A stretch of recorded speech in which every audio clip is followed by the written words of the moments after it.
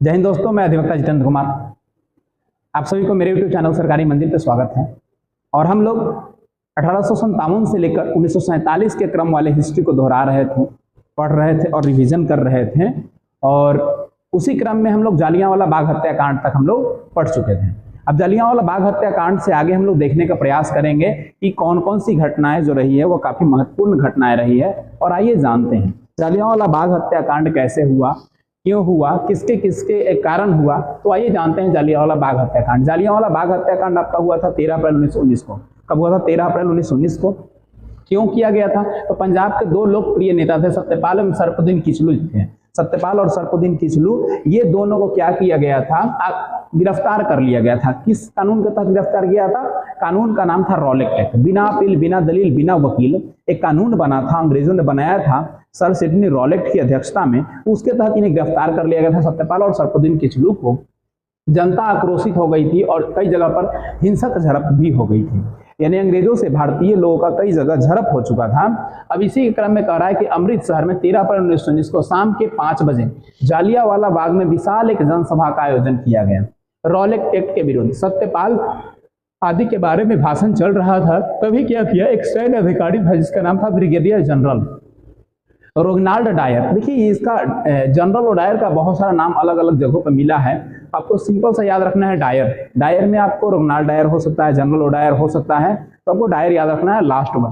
उसने क्या किया, फौज द्वारा भीड़ पर गोलियां चलाने का एक आदेश दिया अपने फौज को। जो भी उसके पास सैनिक थे, आपको दिख रहा होगा एक तस्वीरों में, यहाँ आम जनता है, लोग क्या कर रहे हैं, बैठ के सभा कर रहे हैं, और इधर अंग्रेजी सैनिक है जो अंधाधुंध लोगों पर गोलियां चला रहे हैं। उसके बाद करीबन 1500 लोग मारे गए, किंतु अंग्रेजों के जो सरकारी आंकड़े थे उसके अकॉर्डिंग मारे गए लोगों की संख्या कितनी थी? 379 ही थी, और घायलों की संख्या 1200 थी। यानी अंग्रेजों ने अपना डाटा जो दिया, अपना रिपोर्ट जो दिया, उसमें कहा कि 379 लोग मारे गए और 1500 लोग, करीबन 1200 लोग घायल हुए।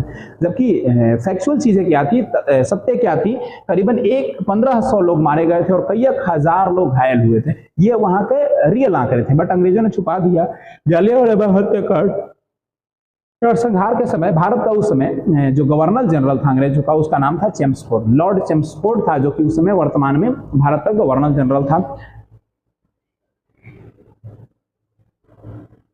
अब जानते हैं और कुछ तथ्यों को। जालियांवाला बाग हत्याकांड के समय पंजाब प्रांत का जो लेफ्टिनेंट है, लेफ्टिनेंट गवर्नर कौन थे? देखिए यहाँ लिखा है माइकल ओडायर। वही जनरल ओडायर, माइकल ओडायर, वो था सेम है जिसकी हत्या 1940 ईस्वी में उधम सिंह ने लंदन में कर दी। 1940 ईस्वी में उधम सिंह के द्वारा लंदन में जाकर जनरल ओडायर की हत्या कर दी गई।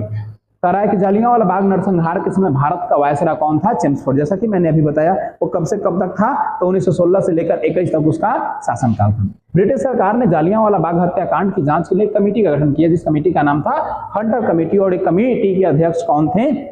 और जीसी हंटर थे।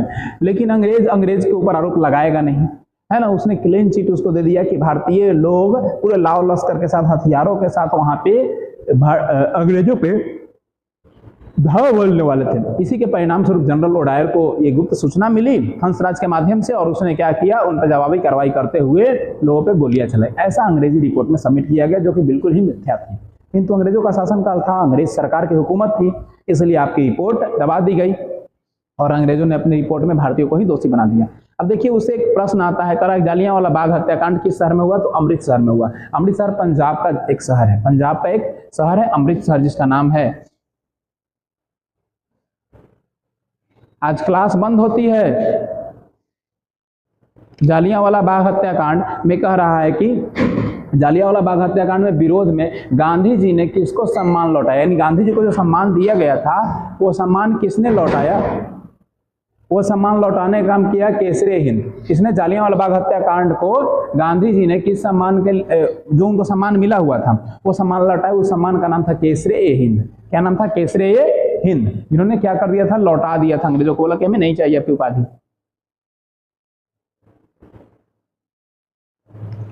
करा है कि जालियांवाला बाग हत्याकांड के विरोध में गांधी जी ने केसरी हिंद की उपाधि, साथ ही रविंद्रनाथ टैगोर ने सर की उपाधि लौटा दी। और इस हत्याकांड में हंसराज नामक भारतीय ने जनरल ओडायर का सहयोग किया था। मैंने बताया ना कि हंसराज की गद्दारी की वजह से ही जालियांवाला बाग हत्याकांड हुआ, जो भारतीय था लेकिन अंग्रेजों के प्रभाव में आ गया और इस वजह से ये हत्याकांड हो गई। अगला कह रहा है जालियांवाला बाग नरसंहार हुआ, तो कब हुआ? 13 अप्रैल 1919 को। 13 अप्रैल 1919 को यह घटना हुई थी जालियांवाला बाग में। कह रहा है कि जालियांवाला बाग नरसंहार में किस वायसराय का शासनकाल था? तो चेम्सफोर्ड था, है ना। 16 से लेकर 21 तक इसका शासनकाल था। अगला प्रश्न देख रहे हैं, तो जालियांवाला बाग हत्याकांड किस घटना के लिए विरोध में, किस घटना के विरोध में लोग प्रत्यक्ष रूप से परिणामान्वित थे? तो रॉलेट अधिनियम, रॉलेट एक्ट, जो कि 1919 में लागू किया गया था सर सिडनी रॉलेट की अध्यक्षता में। अगला कह रहा है जालियांवाला बाग हत्याकांड का आदेश किसने दिया था? तो कर्नल रेजिनाल्ड डायर। देखिए यहाँ कर्नल रेजिनाल्ड डायर लिखा है, कहीं लेफ्टिनेंट लिखता है, कहीं कुछ लिखता है, याद रखना है डायर। डायर हर एक चीज में आपको मिल जाएगा, तो इसलिए डायर, डाइन जैसा था डायर जो खा गया पूरे जालियांवाला बाग वाले लोग। डायर डाइन याद रखिएगा। डाइन के नाम पर अभी 5 को जला दिया गया कुछ दिन पहले। अगला कह रहा है आपका टॉपिक कि जालियांवाला बाग हत्याकांड का आदेश ब्रिगेडियर जनरल रेजिनाल्ड डायर ने दिया था। उस समय माइकल ओ डायर पंजाब के उपराज्यपाल थे। कौन थे? माइकल ओ डायर कौन थे? पंजाब के उपराज्यपाल थे, जो 13 से लेकर 19 तक रहे थे। कब से रहे थे? 1913 से लेकर 19 तक। इस हत्याकांड में सीधे गोली चलाने का आदेश रेजिनाल्ड डायर ने दिया था। किसने दिया था? रेजिनाल्ड डायर ने सीधे आदेश दिया था। खिलाफत आंदोलन, अब आते हैं खलीफा आंदोलन, खिलाफत आंदोलन से महत्वपूर्ण तथ्यों को जानते हैं। तो कह रहा है प्रश्न आपका, भारतीय स्वतंत्रता संग्राम से संबंधित निम्नलिखित में से कौन सी घटनाएं घटित वर्षों में सुलेमित है? यानी जो इसमें डेट दिए गए हैं वो सही हैं, बाकी सब क्या होंगे? गलत होंगे। क्या होंगे? 1928 में भारतीय राष्ट्रीय कांग्रेस का पूर्ण स्वराज का प्रस्ताव पारित हुआ, गलत किया। 1932 में डॉक्टर भीमराव अम्बेडकर दलितों के लिए कह रहा है कि डिफरेंट क्लासेस एसोसिएशन की गठन किया, गलत है। 1918 में जनरल ओडायर ने जालियांवाला बाग हत्याकांड के खिलाफ गोली चलाई, 1919 में चलाया था। 1922 में कह रहा है चौरी चौरा हत्याकांड में महात्मा गांधी राष्ट्रीय स्तर पर असहयोग आंदोलन को रोक दिया। बिल्कुल 5 फरवरी 1922 को असहयोग आंदोलन में एक घटना हुआ जिसका नाम था चौरी चौरा हत्याकांड, जिसके कारण 12 फरवरी को चौरी चौरा हत्याकांड को कारण असहयोग आंदोलन को पूरे भारत में महात्मा गांधी ने रोक दिया था। 5 फरवरी को हत्याकांड हुआ था, 12 फरवरी को रोक दिया गया था। 5 फरवरी को हत्याकांड हुआ, 7 दिन बाद उनको जानकारी मिली और 12 को रोक दिया गया। भारत के स्वतंत्रता संग्राम से संबंधित सुलमित तथ्य क्या है? इसमें से कौन सा तथ्य सही है? तो कह रहा है, मतलब सही चीज बता रहा है, वहां गलत था ना क्वेश्चन में, अब उसका सही बता रहा है। कह रहा है कि 1929 में भारतीय राष्ट्रीय कांग्रेस ने पूर्ण स्वराज के लाहौर अधिवेशन में प्रस्तावित किया। इसी के आधार पर ना, इसी के आधार पे आपको तिरंगा झंडा रावी नदी के तट पर फहराया गया था। 1930 में कह रहा है डॉक्टर B.R. अम्बेडकर दलित के लिए 1930 में वहां 32 था, ठीक है, डिप्रेस्ड क्लासेस एसोसिएशन को संगठित किए। फिर कह रहा है अगला 1919 में जनरल डायर ने जालियांवाला बाग हत्याकांड में एक सभा में गोली चलवाई, और 1922 में तो चौरी चौरा हत्याकांड से ही तो आंसर सही ही था। असहयोग आंदोलन को क्या कर दिया गया? स्थगित कर दिया गया। अब आते हैं, कह रहा है कि ऐतिहासिक स्थल चौरी चौरा है कहाँ? तो चौरी चौरा है उत्तर प्रदेश के गोरखपुर। उत्तर प्रदेश में गोरखपुर जगह है, वहीं पे है गोरखपुर, जहाँ के अभी वर्तमान के यूपी के मुख्यमंत्री योगी आदित्यनाथ जी हैं।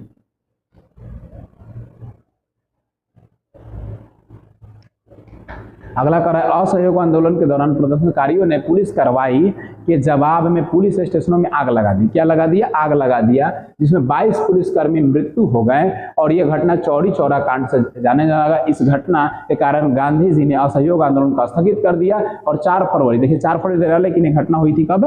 5 फरवरी को। ये घटना कब हुई थी? 5 फरवरी को, गोरखपुर जिले में। दे रहा है असहयोग आंदोलन के दौरान चौरी चौरा हत्याकांड उत्तर प्रदेश के किस जिले में हुआ? तो गोरखपुर जिला में हुआ है।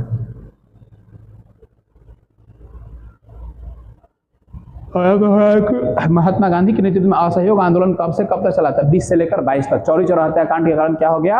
असहयोग आंदोलन को स्थगित कर दिया गया। अगला कह रहा है गांधी जी ने असहयोग आंदोलन 1 अगस्त 1920 को आरंभ किया, और इस आंदोलन में कई मुसलमान नेताओं जैसे कि अब्दुल कलाम आजाद, मोहम्मद अली, शौकत अली, डॉक्टर अंसारी आदि लोग शामिल हुए। किंतु फरवरी 1922 में चौरी चौरा हत्याकांड के बाद गांधी जी असहयोग आंदोलन को क्या कर दिए? और स्थगित कर दिए थे। अगला प्रश्न कह रहा है कि अखिल भारतीय खिलाफत समिति की जब घोषणा करते हुए एक प्रस्ताव पारित किया गया कि किसी भी मुसलमान को ब्रिटिश भारतीय सेना में सेवा प्रदान नहीं करना होगा। कब घोषणा प्रदान हुआ? तो 21 को, यानी कोई भी मुसलमान व्यक्ति ब्रिटिश भारतीय सेना में क्या होगा? अपनी सेवा प्रदान नहीं करेगा, यानी भर्ती अपने आप को नहीं करवाएगा। अगला कह रहा है खिलाफत समिति का गठन 1919 में हुआ। अली बंधुओं और मौलाना अब्दुल कलाम आजाद, अजमल खान एवं हसरत मोहानी के नेतृत्व में किया गया था, ताकि ब्रिटिश सरकार में तुर्की के प्रति जो अपना रवैया बदलते हुए लोगों को मजबूर किया जा सके। मतलब जो तुर्की में जो खलीफा पद को समाप्त करने के लिए 1919 में आंदोलन चलाया गया था खलीफा पद को समाप्त करने के लिए, उसके विरोध में इन लोगों ने अपना रवैया अपनाया कि अगर हम सख्त होंगे तो हो सकता है ब्रिटिश सरकार हमारे प्रति थोड़ी सी नरमी पेश करे। जुलाई 1921 में अखिल भारतीय खिलाफत समिति एक प्रस्ताव पारित किया गया, जिससे घोषणा की गई कि किसी भी मुसलमान को ब्रिटिश भारतीय सेना में सेवा नहीं देनी है, यानी कोई भी मुसलमान ब्रिटिश सेना में अब सेवा नहीं देगा 1921 के बाद। कह रहा है खिलाफत आंदोलन की शुरुआत कहाँ हुआ? तुर्की से 1921 से हुआ और 1924 तक ये चला। भारत में 1919 में शुरू हुआ था। कह रहा है कि खिलाफत आंदोलन की शुरुआत तुर्की में की गई। इसकी शुरुआत तुर्की में देखिए डेट होगा 1908 में खलीफा की प्रभुत्ता का उन्मूलन खिलाफ खिलाफत के पद, खलीफा के पद को समाप्ति के लिए प्रथम चरण था। यानी 1908 ईस्वी में तुर्की में खलीफा के पद को खत्म करने का पहला चरण अंग्रेजों ने शुरू किया। भारत में खिलाफत आंदोलन मोहम्मद अली और शौकत अली के नेतृत्व में लड़ा जा रहा था, जो कि मार्च 1919 में बंबई में शुरू हुआ। इस आंदोलन में सीधे तौर पर भारत से कोई संबंध नहीं था, भारत से इसका कोई संबंध नहीं था, लेकिन मुसलमान लोग इंक्लूड थे, इसीलिए इसमें जुड़ गए लोग। खिलाफत आंदोलन का मुख्य उद्देश्य तुर्की में खलीफा पदों को पुनः स्थापित करना था। लोग आंदोलन कर रहे थे कि पुनः हमको तुर्की में जो पद है उस पद को क्या कर दिया जाए, खलीफा पद को शुरुआत की जाए। वहां धार्मिक क्षेत्रों पर प्रतिबंध हटाना था, यानी जो धर्म के क्षेत्रों पर प्रतिबंध लगा दिया गया है तुर्की में, उस प्रतिबंधों को क्या कर देना था? हटा देना था। यही उद्देश्य था इस आंदोलन का। आप कह रहा है कि अली बंधु, शौकत अली और मोहम्मद अली द्वारा भारत में किस आंदोलन का नेतृत्व किया गया? तो खिलाफत आंदोलन। कब किया गया? तो 1919 में किया गया। वहां शुरू हुआ था 1908 में ही। अगला कह रहा है कि 1922 में गांधी जी ने असहयोग आंदोलन को वापस लेने का मुख्य कारण क्या हुआ? तो भीड़ ने उत्तर प्रदेश में चौरी चौरा में एक पुलिस स्टेशन को आग लगा दिया, जिसमें 22 पुलिस क्या हो गए थे? मर गए थे। क्या हो गए थे? 22 पुलिस मर गए थे। उसके बाद गांधी जी को क्या कर लिया गया? गिरफ्तार भी कर लिया गया था, जेल भी चले गए थे ये। तो कोई व्यक्ति आंदोलन शुरू करता है ना, तो आंदोलन करने वाले को ही पकड़ा जाता है।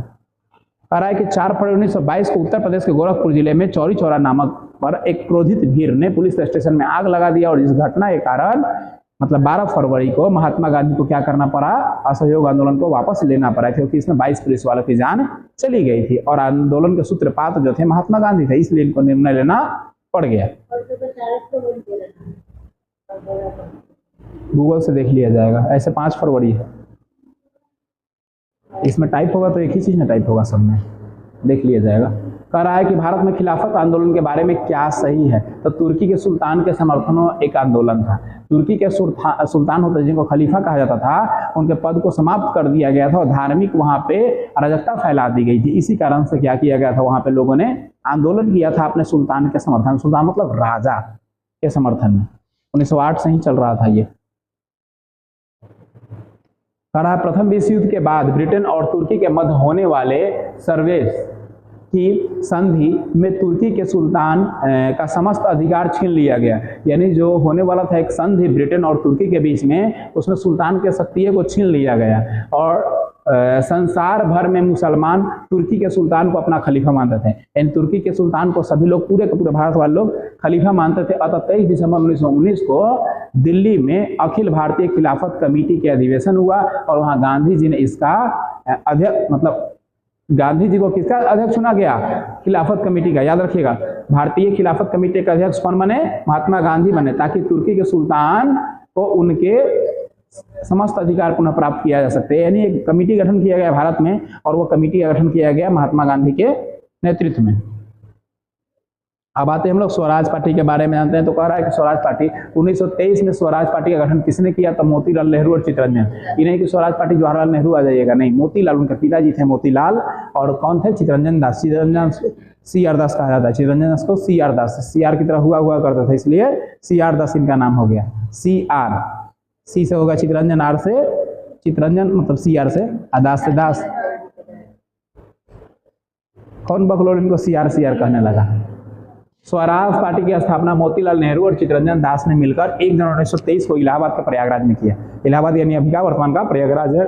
चित्तरंजन दास इसके अध्यक्ष थे और मोतीलाल इसके सचिव। याद रखिएगा, स्वराज पार्टी के अध्यक्ष थे आपके कौन? चित्तरंजन दास, अध्यक्ष चित्तरंजन दास, लेकिन अगर सचिव कहा जाएगा तो मोतीलाल नेहरू यानी जवाहरलाल नेहरू के पिताजी।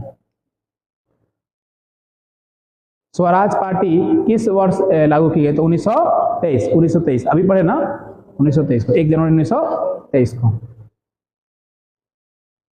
इसका भी फ्लैक्चुएशन का भी समस्या खत्म कर दे रहे हैं, जाएंगे पटना तो खत्म हो जाएगा, बार बार फ्लैक्चुएट होता है।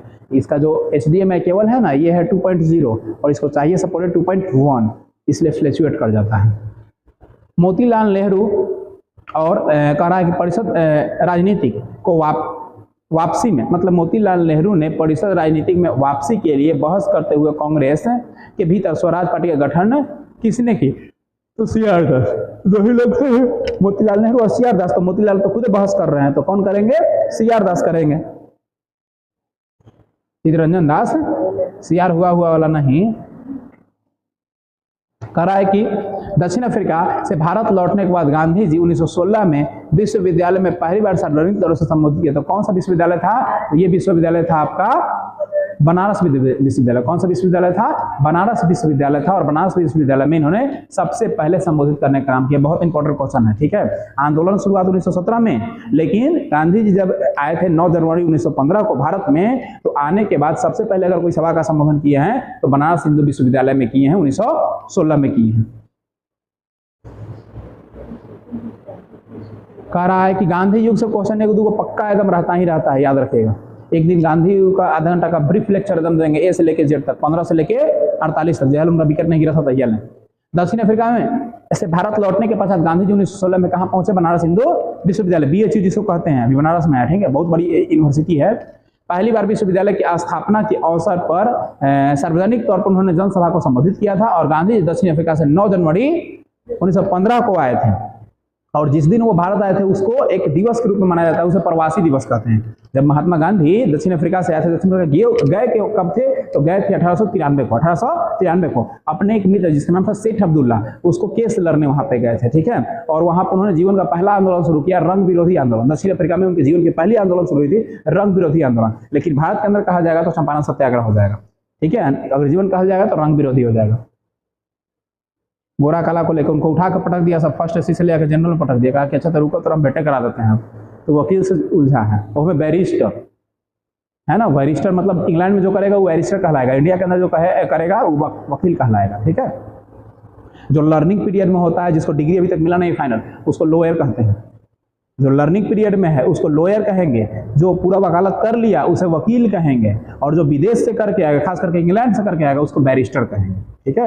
अलग अलग सबका होता है। चंपारण सत्याग्रह इनमें से किसके विरोध के लिए किया गया था? तो नील की जबरन खेती के लिए। नील की खेती की जाती थी आपके चंपारण में, और चंपारण आंदोलन के लिए न्योता देने कौन गए थे? तो राजकुमार शुक्ल थे। कौन थे? राजकुमार शुक्ल। कहीं कहीं शुक्ला लिखता है, कहीं कहीं शुक्ल लिखता है, जो कि किसानों के नेता थे, जो गांधी जी को इन्विटेशन देने चले गए थे अहमदाबाद, और उन्हीं के इन्विटेशन पर वापस ये आए थे भारत में। 1917 में पहली बार वो पटना जंक्शन पे उतरे थे। पहली बार पटना जंक्शन, पटना में आने वाले गांधी जी 1917 में थे।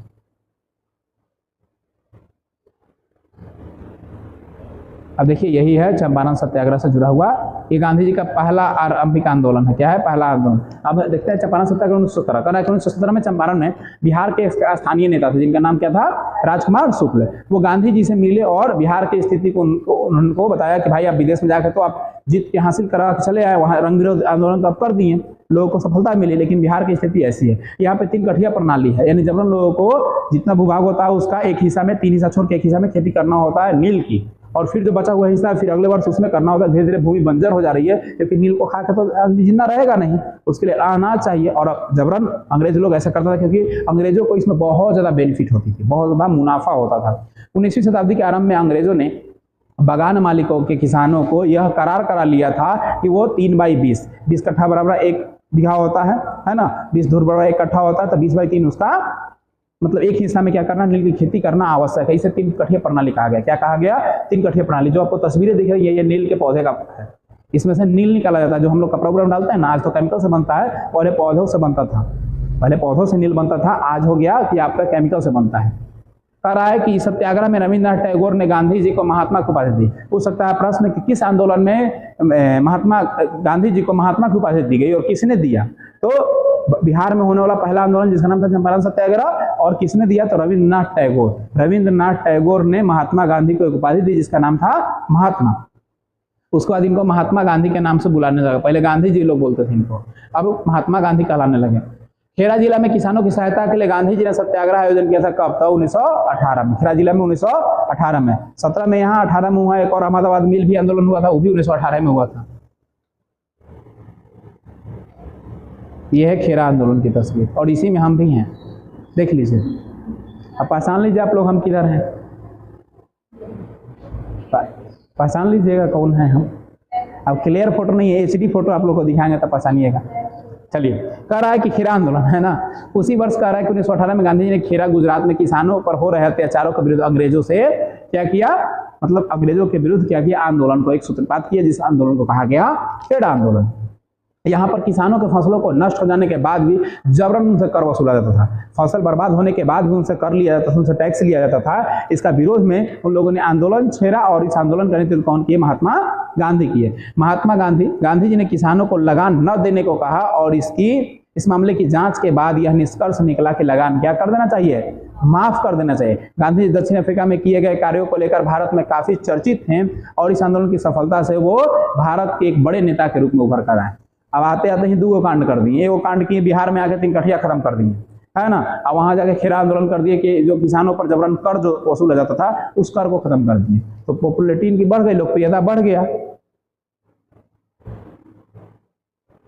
अब कह रहा है कि कौन सा आश्रम महात्मा गांधी ने स्थापित नहीं किया था? तो इसमें सब किए थे, वो पवनार आश्रम छोड़ के। पवनार आश्रम स्वामी विवेकानंद किए थे। स्वामी विवेकानंद पवनार आश्रम संबंधित है, तो और बाकी जो है सब महात्मा गांधी संबंधित है।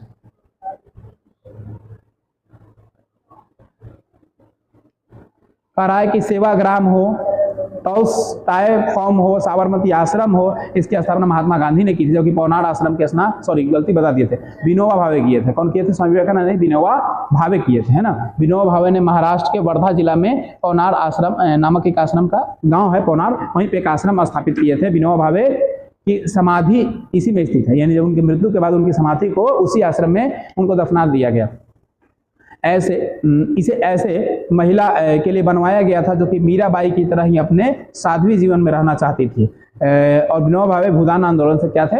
प्रेरित थे। भूदान आंदोलन विनोबा भावे के ही अगुवाई में हुआ था और उससे वो क्या थे? काफी प्रेरित थे। तो आपको याद रखना है कि पवनार आश्रम के स्थापना कौन थे? विनोबा भावे किए थे, जो कि महाराष्ट्र में है। अगला प्रश्न कर रहा है कि 1909 में महात्मा गांधी द्वारा लिखित उस पुस्तक के नाम बताइए जिसमें कि यह लिखा हुआ है कि भारतीय उनका सहयोग ना करे तो ब्रिटिश शासन समाप्त हो जाएंगे। यानी भारतीय लोग अगर ब्रिटिश का सपोर्ट ना करे तो क्या हो जाएगा? उनका साम्राज्य क्या हो जाएगा? समाप्त हो जाएगा। भारतीय लोग सपोर्ट करके जलियांवाला बाग हुआ, हंसराज करवाया, नहीं होता तो नहीं होता घटना, है ना। तो ये हिंद स्वराज पुस्तक में, क्या पुस्तक का नाम था? हिंद स्वराज नामक पुस्तक में इन्होंने ऐसा वर्णन किया था। महात्मा गांधी द्वारा 1909 ईस्वी में हिंद स्वराज नामक पुस्तक लिखी गई और इसमें लिखा गया कि यदि भारतीय उनका अंग्रेजों का सहयोग न करे तो ब्रिटिश शासन क्या हो जाएगा? समाप्त हो जाएगा। हिंद स्वराज पुस्तक गांधी जी द्वारा इंग्लैंड और दक्षिण अफ्रीका की यात्रा के दौरान लिखी गई थी। जब वो इंग्लैंड में गए थे बैरिस्टर की पढ़ाई करने और दक्षिण अफ्रीका में गए थे केस लड़ने, उसी दौरान उन्होंने लिखी थी। इसकी मूल भाषा जो थी मूल रूप से वो गुजराती भाषा में, यानी हिंद स्वराज जो पुस्तक है उस पुस्तक को किस भाषा में लिखी गई थी? मूल रूप से गुजराती भाषा में लिखी गई थी। हो सकता है कि हिंद स्वराज पुस्तक की मूल भाषा क्या है? तो गुजराती है। कह रहा है कि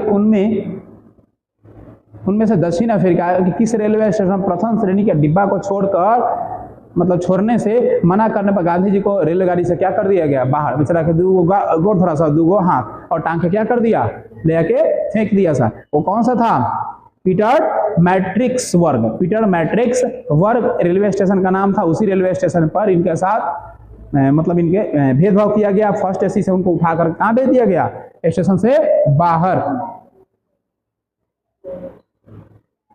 कराए कि वर्ष 1893 ईस्वी में महात्मा गांधी जब डबरन के प्रिटोरिया तक रेलवे द्वारा सफर कर रहे थे, जिसमें प्रथम श्रेणी के डिब्बे में यात्रा कर रहे थे, तो रास्ते में एक स्टेशन आता है जिसका नाम था पीटर रेमेस्टिसबर्ग। इस स्टेशन पर एक गोरे व्यक्ति ने स्थानीय पुलिसों की सहायता से उन्हें धक्का देकर ट्रेन से नीचे उतार दिया और उस वक्त उन्होंने पहली बार नस्लवाद मतलब कहने का मतलब है गोरा काला, है ना, नस्ल गोरा काला की समानता किया था। यानी गोरा लोग अपने आप को, हम लोग को, इंडिया वाले लोग को काला बोलते थे, इंग्लैंड वाले लोग, अंग्रेज लोग अपने आप को व्हाइट मैन, हम लोग को ब्लैक मैन बोलते थे। चाहे वो कड़िया एकदम अंधरिया रात का है ना रहे, तो अपने आप को बोलता था व्हाइट मैन। हम लोग कितना गोरे रहते थे, हम लोग को ब्लैक मैन बोलता था। अफ्रीका महात्मा गांधी वापस कब आए, 1 तारीख को 9 जनवरी को किस दिवस के रूप में मनाया गया, प्रवासी दिवस। महात्मा गांधी के राजनीतिक गुरु कौन थे, गोपाल कृष्ण गोखले थे। राजनीतिक गुरु की बात करेगा तो गोपाल कृष्ण गोखले थे। अगला करा उस व्यक्ति का नाम बता जो 1917 में महात्मा गांधी को चंपारण लाने में अहम भूमिका निभाया, तो वही बिहार के नेता राजकुमार शुक्ल थे। करा 1930 में नमक उत्पादन पर ब्रिटिश एकाधिकार के खिलाफ इनमें से कौन सा अहिंसक विरोध किया गया, डांडी मार्च। क्या किया गया, डांडी मार्च। देखिए सविनय अवज्ञा भी हो सकता है, लेकिन सविनय अवज्ञा से शुरू होकर ये डांडी मार्च पर खत्म हुआ था। इसलिए जब नमक बना लिए थे, नमक लेके और जब खा लिए, तब जाके कहलाया डांडी मार्च। और पहले शुरू हुआ तो सविनय अवज्ञा था। तो कह रहा है कि एक अधिकार को समाप्त किया। एक अधिकार किसका था, अंग्रेज का था। अंग्रेज का अधिकार हटा के कहा कि सब लोग नमक निकालो और सब लोग चाटो जीभ से। अधिकार उसका खत्म हो गया, तो वो कहलाया डांडी। डांडी नामक जगह पे भी पहुंचे थे, डांडी यात्रा। कह रहा है कि 1930 में गांधी जी, उस समय भारत के लॉर्ड इरविन था, उस समय वायसराय कौन था, लॉर्ड इरविन था, 11 सूत्री मांग को रखे। 11 सूत्री मांग में भारतीय कैदी को छोड़ने और सेना का जो खर्च कम करने आदि की मांग की गई। लॉर्ड इरविन द्वारा गांधी जी के 11 सूत्री के ऊपर कोई कदम नहीं उठाया गया, इनकी बातों को दरकिनार कर दिया, इग्नोर कर दिया। 11 सूत्री कहने का मतलब 11 को ओकरा में नियम दिए कि ये चीज हमको करना है, जिसमें हम क्या था, भारत के जो कैदी को पकड़े हुए था उसको छोड़ देना है, प्लस में सेना का जो खर्च है उसका तो क्या करना है, कम करना है, क्योंकि भारत की नीति से देता था वो। अब कह रहा है कि नहीं माना, तो इसका परिणाम फिर उन्होंने विरोध में क्या कर दिया, एक आंदोलन शुरू कर दिया और उस आंदोलन का नाम क्या रखा गया, डांडी मार्च करने का घोषणा किया गया। डांडी मार्च गांधी जी नमक कर पर विरोध के लिए चलाए कि नमक हमारा समुद्र बना रहा है, हमारे देश में बना रहा है, तो हम कर क्यों देंगे तुमको। और इसके साथ साथ सविनय अवज्ञा आंदोलन भी शुरू करने के लिए इस डांडी मार्च को चलाया गया।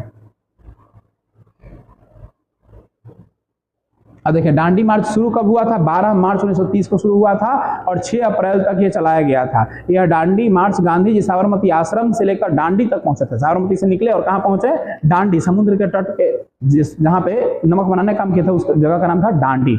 गुजरात तक चलाया गया और इसमें गांधी जी के साथ भारत के अलग अलग कुल क्षेत्रों से लोग थे। इनके सहयोगियों की संख्या क्या थी, 78 वो आदमी इनके साथ जुड़ा हुआ था। और तय कितना किए, तो देखिए ये विवादास्पद क्वेश्चन है। यहाँ जो दूरी तय करने का बात है ना, ये बड़ा ही विवादास्पद। ये देखिए 241 मील यहाँ दिया हुआ है, कहीं 278 किलोमीटर देता है, कहीं 272 किलोमीटर देता है। ये थोड़ा सा विवादास्पद क्वेश्चन है, ठीक है। इसका एग्जैक्ट कहीं से नहीं मिल पाता है कि क्या है, कौन सही होगा, ऑप्शनल चीज हो गया ये। अब मील कह रहा है तब 100 किलोमीटर बदलिएगा तो फिर बेसी निकल जाएगा। कह रहा है गुजरात के साबरमती से लेकर डांडी मार्च तक प्रसिद्ध नमक मार्च शुरू किए, ठीक है। तो डांडी गुजरात के किस जिले में है, तो डांडी गुजरात के कौन है, नवसारी जिले में है। कौन है, नवसारी जिले में है डांडी, जहां जाके नमक कानून को ही तोड़ने का काम किए। निम्नलिखित में से किस आंदोलन के आरंभ में दांडी मार्च से हुआ? तो सविनय अवज्ञा आंदोलन से शुरू हुआ और दांडी मार्च पे 12 मार्च को शुरू किया गया सविनय अवज्ञा आंदोलन और 6 अप्रैल को दांडी मार्च किया गया, यानी इस आंदोलन को समाप्त किया गया नमक पर कानून तोड़ करके, नमक का उपयोग करके।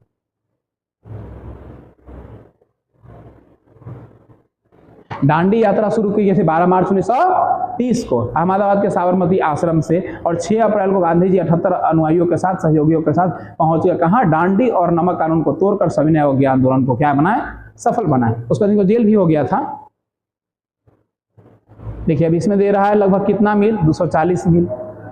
ये ऑप्शन के अकॉर्डिंग है, ठीक है, तो इस पर ध्यान रखिएगा अगर ऐसा क्वेश्चन आता है तो। निम्नलिखित में से किसमें गांधी जी ने नमक आंदोलन में केवल पुरुष तक ही सीमित नहीं रखे बल्कि राजी किए?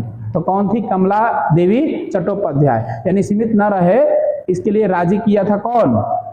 तो कमला देवी चट्टोपाध्याय, यानी गांधी चाहते थे कि सिर्फ पुरुष इसमें शामिल हो, लेकिन कमला देवी चट्टोपाध्याय ठीक बोले कि नहीं, पुरुषों तक सीमित नहीं रहेगा, इसमें महिलाएं भी शामिल होगी। इसके अनुशंसा कौन की थी? कमला देवी चट्टोपाध्याय की थी।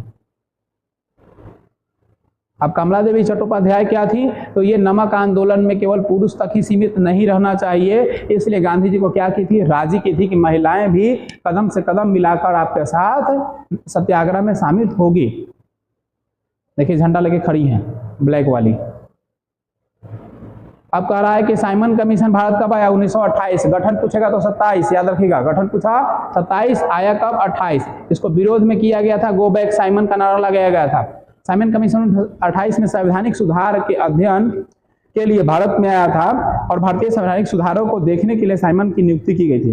भारत में किस तरह से संवैधानिक सुधार किया जाए इसके लिए साइमन को नियुक्त किया गया था, लेकिन भारत में इसका विरोध किया गया। साइमन कमीशन के नेतृत्व में सर जॉन साइमन कर रहे थे, जिसमें 7 अंग्रेजी सदस्य थे, भारतीय सदस्य कोई नहीं था। एक आदमी का नाम दिया गया था, इसमें हटा दिया गया है, भीमराव अम्बेडकर का अंत में नाम उनको नॉमिनेट किया गया था कि भीमराव अम्बेडकर सपोर्ट में रहेंगे, भारतीय कानून के सलाहकार जानकार व्यक्ति हैं तो सपोर्ट करेंगे। क्योंकि भारतीयों को शुरू में सदस्य में कोई भी नाम नहीं था, भारतीयों को ऐसा अपमान रूप देखा गया जिससे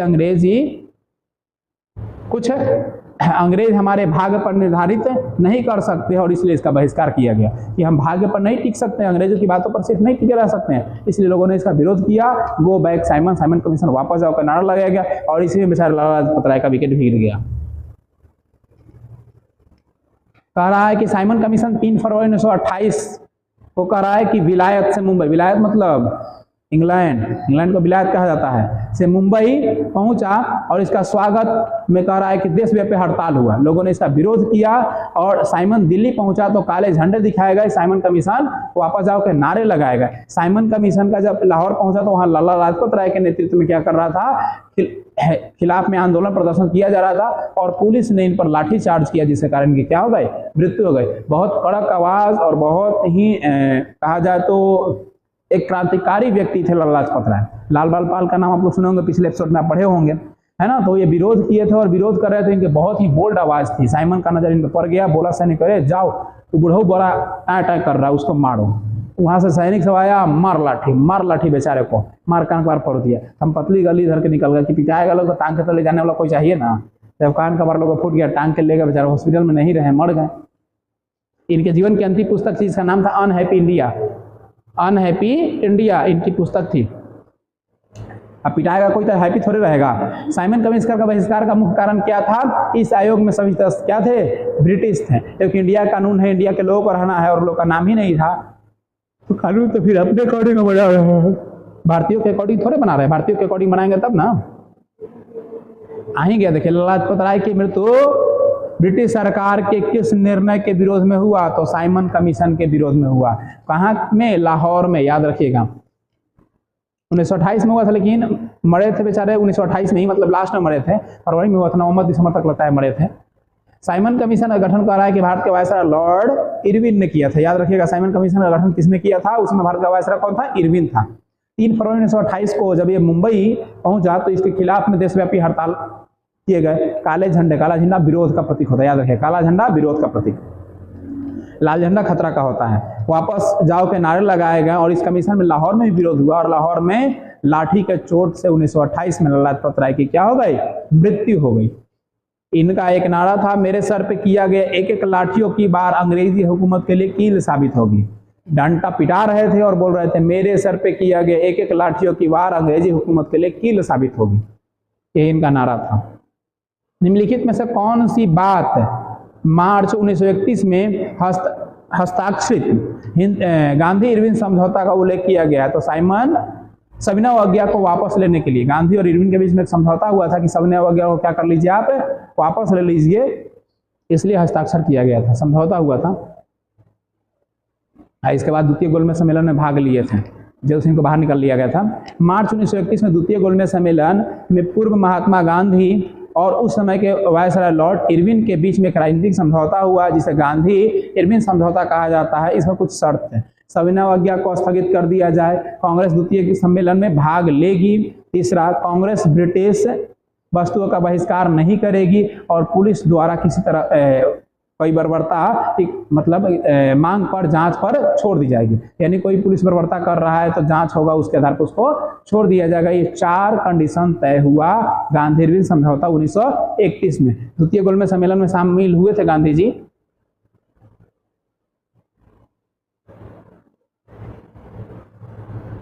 कह रहा है कि भारतीय महिला में गांधी जी के साथ द्वितीय गोलमेज सम्मेलन में कौन शामिल हुई थी? तो सरोजिनी नायडू भी गई थी, सरोजिनी नायडू भी द्वितीय गोलमेज सम्मेलन में शामिल हुई थी। MS राजपूताना गए थे इस लोकेथी से, प्लेन से। द्वितीय गोलमेज सम्मेलन में कह रहा है कि भारतीय महिलाओं का प्रतिनिधित्व सरोजिनी नायडू भी थी, जो गांधी जी के साथ SS राजपूताना जहाज से गई थी 1931 में। द्वितीय गोलमेज सम्मेलन में इंग्लैंड भाग लेने कहाँ गई? इंग्लैंड में गई। इंग्लैंड में द्वितीय गोलमेज सम्मेलन हुआ था, उससे पहले 30 में हुआ था प्रथम गोलमेज सम्मेलन, इसमें कांग्रेस पार्टी ने भाग नहीं लिया था। कह रहा है कि 7 सितंबर से यह 1 दिसंबर तक चल रहे गोलमेज सम्मेलन में महात्मा गांधी एकमात्र प्रतिनिधि थे जिन्होंने हिस्सा लिया था, और कुल सम्मेलन में मतलब कुल प्रतिनिधियों की संख्या कितनी थी? 31 लोग उसमें भाग लिए थे। लेकिन गांधी जी कांग्रेस पार्टी की तरफ से भाग लिए थे। महिला प्रतिनिधि की तरफ से कौन भाग ली थी? सरोजिनी नायडू। SS राजपूताना से गए थे लोग। लंदन में संपन्न हुए दूसरे गोलमेज सम्मेलन में कांग्रेस का प्रतिनिधित्व कौन कर रहा था? तो महात्मा गांधी कर रहे थे। कह रहा है कि लंदन में आयोजित प्रथम गोलमेज सम्मेलन के दौरान ब्रिटेन के प्रधानमंत्री कौन थे? तो रैमजे मैकडोनाल्ड थे 1930 में। प्रथम गोलमेज सम्मेलन कब हुआ था? 1930 में। तो रैमजे मैकडोनाल्ड थे उस समय ब्रिटेन के प्रधानमंत्री। अगला कह रहा है कि भारत में संवैधानिक सुधारों को चर्चा के लिए तत्कालिक ब्रिटिश प्रधानमंत्री रैमजे मैकडोनाल्ड की अध्यक्षता में 12 नवंबर 1930 से 19 जनवरी 1931 तक के मध्य में प्रथम गोलमेज सम्मेलन आयोजित किया गया, और इसमें 89 प्रतिनिधि शामिल हुए थे। कांग्रेस ने इस सम्मेलन का हिस्सा नहीं था, यानी उस समय कांग्रेस इस सम्मेलन में हिस्सा नहीं लिया था, सिर्फ भीमराव अम्बेडकर थे। प्रथम गोलमेज सम्मेलन में कौन गए थे? सिर्फ अकेला भीमराव अम्बेडकर। जिन्होंने तीनों गोलमेज सम्मेलन में शिरकत की, यानी एकमात्र ऐसे व्यक्ति जिन्होंने तीनों गोलमेज सम्मेलन में भाग लिया वो थे डॉक्टर भीमराव अंबेडकर। दूसरा गोलमेज सम्मेलन चला 7 सितंबर 1931 से 1 दिसंबर 1931 तक। तीसरा चला 17 नवंबर 1932 से 24 दिसंबर 1932 तक। गांधी जी कांग्रेस का प्रतिनिधित्व कर मात्र एक गोलमेज सम्मेलन में भाग लिए, वो था दूसरा गोलमेज सम्मेलन। और भीमराव अम्बेडकर तीनों गोलमेज सम्मेलन में। महिला दल किसमें भाग ली? दूसरे गोलमेज सम्मेलन में। किसके अगुवाई में, किसके नेतृत्व में? सरोजिनी नायडू के नेतृत्व में। प्रथम गोलमेज सम्मेलन कब शुरू हुआ? तो नवंबर 1930 से जनवरी 1931 तक चला था। पूना पैक्ट महात्मा गांधी और किसके बीच हुआ? तो डॉक्टर भीमराव अम्बेडकर। सांप्रदायिकता को लेकर हुआ था, सीटों को लेकर हुआ था। महात्मा गांधी और भीमराव अम्बेडकर के बीच में हुआ था पूना पैक्ट। पूना पैक्ट हुआ था 1932 में।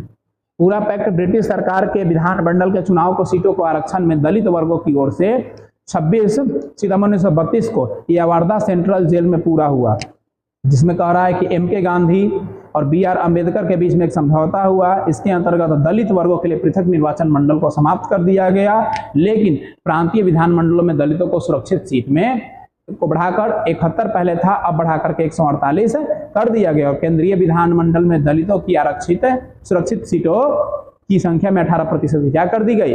वृद्धि की गई। यानी दलितों लोग की संख्या, सीटों की संख्या में वृद्धि करने के लिए यह आंदोलन किया गया था। अब पूना पैक्ट हुआ कब? तो 1932 में हुआ, गांधी और भीमराव अम्बेडकर के बीच। अब कैबिनेट मिशन की बात कर रहे हैं। भारत में कैबिनेट मिशन भेजा गया था, ठीक है, कैबिनेट मिशन भेजा गया था, जो कि लेबर पार्टी की सरकार वहां बनी थी। पूछ रहा है किस इंग्लैंड में कौन सी राजनीतिक पार्टी की सरकार थी? तो लेबर पार्टी की सरकार थी, तो वहां पे उसका गठन किया गया था। कह रहा है कि कैबिनेट मिशन में भारत का आगमन के वक्त इंग्लैंड के लेबर पार्टी की सरकार थी, जिसका तत्कालीन प्रधानमंत्री क्लेमेंट एटली थे, और लेबर पार्टी की स्थापना 1900 ईस्वी में हुई थी। पूछ सकता है कि लेबर पार्टी की स्थापना कब हुई, तो 1900 ईस्वी में। और भारतीय आज़ादी के समय अंग्रेज इंग्लैंड में किस पार्टी की सरकार थी, तो लेबर पार्टी की सरकार थी। और इसका उल्लेख किया गया है 24 मार्च 1946 को कैबिनेट मिशन दिल्ली पहुंचा। दिल्ली कब पहुंचा कैबिनेट मिशन, तो 1946 को 24 मार्च को।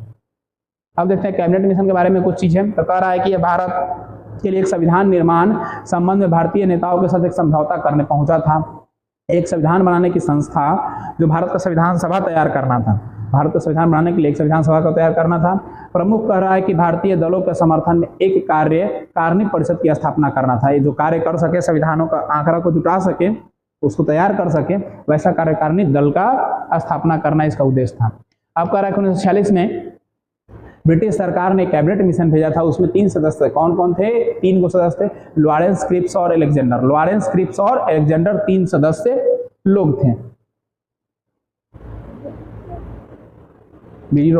कैबिनेट मिशन में कह रहा है कि वर्ष 1946 में, है ना, ब्रिटेन के प्रधानमंत्री क्लेमेंट एटली भारत के 3 सदस्यीय उच्च स्तरीय शिष्टमंडल को भेजने की घोषणा की, और ये 24 मार्च 1946 को कैबिनेट मिशन के नाम पर कहाँ पहुंचा? दिल्ली। इस शिष्टमंडल में 3 सदस्य थे। कौन थे? लॉर्ड पैथिक लॉरेंस थे, भारत का सचिव के रूप में। याद रखिएगा, इसका सचिव कौन था कैबिनेट मिशन का? तो सचिव था पैथिक लॉरेंस, पैथिक लॉरेंस। ठीक है। एस्टोपेट क्रिप्स थे व्यापारिक बोर्ड के अध्यक्ष। व्यापारिक बोर्ड के कौन थे? अध्यक्ष थे एस्टोपेट क्रिप्स। और एबी अलेक्जेंडर नौसेना के प्रमुख थे। ये तीनों लोग अलग अलग विभाग से थे जो कि भारत में आए थे, और लेबर पार्टी की सरकार ने भारत में भेजा था इनको 1946 में भारतीय को संविधान का गठन करने के लिए। कर रहा है कि इसका कार्य भारत में शांतिपूर्वक सत्ता हस्तांतरण करने के उपायों और संभावनाओं की तलाश करना है, किस आधार पर भारत में सत्ता का हस्तांतरण किया जा सकता है। भारत छोड़ो आंदोलन कब हुआ था? तो 1942 में हुआ था, 9 अगस्त 1942 को। इसमें करो और मरो का नारा दिए थे महात्मा गांधी। भारत छोड़ो आंदोलन में ही महात्मा गांधी ने करो या मरो का नारा दिया था। क्रिप्स मिशन की असफलता के बाद 1942 ईस्वी में वर्धा में कांग्रेस ने भारत छोड़ो का प्रस्ताव पारित किया, और 8 अगस्त 9 अगस्त बोले थे क्या अभी? 8 अगस्त को मतलब बैठक की गई थी, 9 अगस्त को हुआ था, सही है। 8 अगस्त को कांग्रेस की एक बैठक की गई, और ये ऐतिहासिक कहाँ किया गया? ग्वालियर टैंक में किया गया। उसके अध्यक्ष कौन थे? अब्दुल कलाम आजाद। और 9 अगस्त 1942 को भारत छोड़ो आंदोलन की शुरुआत की गई, और गांधी जी ने इस आंदोलन में करो या मरो का नारा प्रस्तुत किया गया। तो अपने आप को आजाद कर लो या तो मर जाओ। भारत छोड़ो आंदोलन की शुरुआत कहाँ से हुई? तो मुंबई से हुआ था। मुंबई से भारत छोड़ो की आंदोलन की शुरुआत की गई थी। भारत छोड़ो आंदोलन 8 अगस्त 1942 को कह रहा है कि अखिल भारतीय कांग्रेस की बैठक मुंबई में ऐतिहासिक गलियारा टैंक मैदान में हुई, और गांधी जी ने ऐतिहासिक भारत छोड़ो प्रस्ताव को कांग्रेस की कार्य समिति ने कुछ संशोधनों के बाद 8 अगस्त 1942 को स्वीकार कर लिया, और 9 अगस्त से भारत छोड़ो आंदोलन भारतीय स्वतंत्रता आंदोलन की शुरुआत मुंबई शहर से की गई। और भारत छोड़ो आंदोलन में कह रहा है कि भारतीय स्वतंत्रता आंदोलन के अंतिम महान लड़ाई मानी जाती है। भारत छोड़ो आंदोलन को अंतिम महान लड़ाई, इसका इतना बड़ा युद्ध नहीं हुआ था, इतना बड़ा आंदोलन नहीं हुआ था। इसमें ब्रिटिश सरकार की नींव हिलाकर रख दी। करो या मरो का नारा गांधी जी ने मुंबई में कांग्रेस अधिवेशन में दिया था, करो या मरो। ये देखा जाए तो 1857 के बाद सबसे बड़ा पावरफुल आंदोलन था, और 1940 के दशक के बाद आजादी तक। कह रहा कि भारत छोड़ो आंदोलन के दौरान अरुण आसफ अली ने राष्ट्रीय कांग्रेस का झंडा फहराया था। कहाँ में? मुंबई में। अब पहले बंबई था, अब क्या है? मुंबई है। कह रहा है स्वतंत्र आंदोलन में कह रहा है कि ग्रैंड ओल्ड लेडी के रूप में लोकप्रिय अरुणा आसफ अली को भारत छोड़ो आंदोलन के दौरान मुंबई के ग्वालिया टैंक मैदान से राष्ट्रीय कांग्रेस का मतलब जो ध्वज है इन्होंने फहराने का काम किया था, फहराया जाना जाता है। अगस्त क्रांति भारत छोड़ो आंदोलन को ही कहते हैं, ठीक है। 1942 में शुरू हुई थी, 9 अगस्त को शुरू हुआ था, इसीलिए इसको अगस्त क्रांति के नाम से हम लोग जानते हैं। तो भारत छोड़ो आंदोलन और अगस्त क्रांति दोनों क्या है? सेम ही है। 1942 में महात्मा गांधी द्वारा कौन सा नारा दिया गया? तो करो या मरो का नारा दिया गया। अब प्रश्न है किस दिन भारत में स्वतंत्रता मिली और उसमें महात्मा गांधी कहाँ थे? तो उसमें कहाँ थे? कलकत्ता में थे। उस दिन कहाँ थे वो? कलकत्ता में थे। भारत की राजधानी कहाँ थी? कलकत्ता। माउंटबेटन योजना 15 अगस्त 1947 को गांधी जी बंगाल की राजधानी कलकत्ता में के 9 आखली में थे और हिंदू मुस्लिम के बीच में सांप्रदायिक हिंसा को रोकने के लिए अनशन पर बैठ गए। बोले कि अब हम अनशन में बैठते हैं, तुम लोग अपने में युद्ध कर रहा है, देश को आज़ाद कर दिए, अलग अलग कर दिए, अब तो सब लड़ ही रहा है, तो अनशन में बैठ गए। कोई इनका बात नहीं मानता था। इनके अंदर सबसे सिंपल उपाय क्या था? रुस जाना है, खाना पीना छोड़ देना है, बात मनवाने का सबसे अच्छा जरिया। भारत के बंटवारे की तिथि घोषित की गई थी 3 जून 1947 को। 3 जून 1947 को किया गया कि भारत का बंटवारा होगा, 14 अगस्त को पाकिस्तान को अलग किया जाएगा और 15 अगस्त को भारत को आजाद किया जाएगा। कहा है कि भारत के बंटवारे की घोषणा 3 जून 1947 को की गई और भारत के विभाजन माउंटबेटन योजना के आधार पर तैयार किया गया और भारत के समन्वयता अधिनियम 1947 के आधार पर किया गया। देखिए, एक अधिनियम की बात कर रहा है, क्या अधिनियम? भारतीय स्वतंत्रता अधिनियम 1947 के आधार पर ही क्या किया गया? भारत का बंटवारा किया गया। और बंटवारे की घोषणा कब की गई थी? 3 जून 1947 को। इस अधिनियम के तहत 15 अगस्त 1947 को भारत और पाकिस्तान अधिराज्य नामक 2 स्वयं सत्ता उपनिवेश बना दिए जाएंगे, यानी स्वयं शासन करने वाले देश बना दिए जाएंगे और ब्रिटिश सरकार इन्हें सत्ता अपने हाथों में क्या कर देगी? सौंप देगी। अब कह रहा है कि ब्रिटेन सरकार ने भारत में कब स्वतंत्र बनाने के लिए सहमत प्रदान किया था? तो 1946 में कहा था कि भारत को आजाद कर देंगे।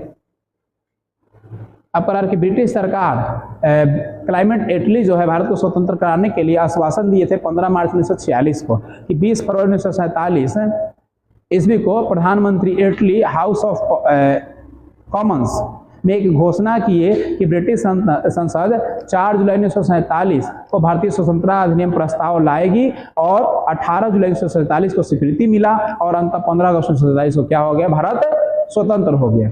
इस तरह विभिन्न चरणों के आधार पर, विभिन्न आंदोलनों के आधार पर आप लोगों ने देखा कि 1857 से जो बृहद क्रांति चली, जिसको कहते हैं प्रथम स्वतंत्रता संग्राम, वहां से शुरू होकर हम लोग 1947 तक के क्रम को देखे, जिसमें विभिन्न आंदोलनों को हम लोगों ने पढ़ा, विभिन्न तमाम घटनाएं हुई और इन घटनाओं के आधार पर भारत से अंग्रेजों की सत्ता को समाप्त करने में बहुत बड़ा योगदान रहा भारतीय राजनेताओं का। उस समय के जो क्रांतिकारी थे, चाहे वो उदारवादी थे, उग्रवादी थे या दोनों नेचर के थे, क्योंकि भारत की आज़ादी में सिर्फ उग्रवादी और सिर्फ उदारवादी का सहयोग नहीं रहा, उदारवादी का भी सहयोग रहा, उग्रवादी का भी सहयोग रहा, दोनों का आपसी काफी सहयोग रहा, जिसके आधार पर भारत की स्वतंत्रता की पृष्ठभूमि बनी, जो कि हम लोगों ने इस 3 पार्ट में हमने पूरा का पूरा 1857 से लेकर 1947 तक के क्रम को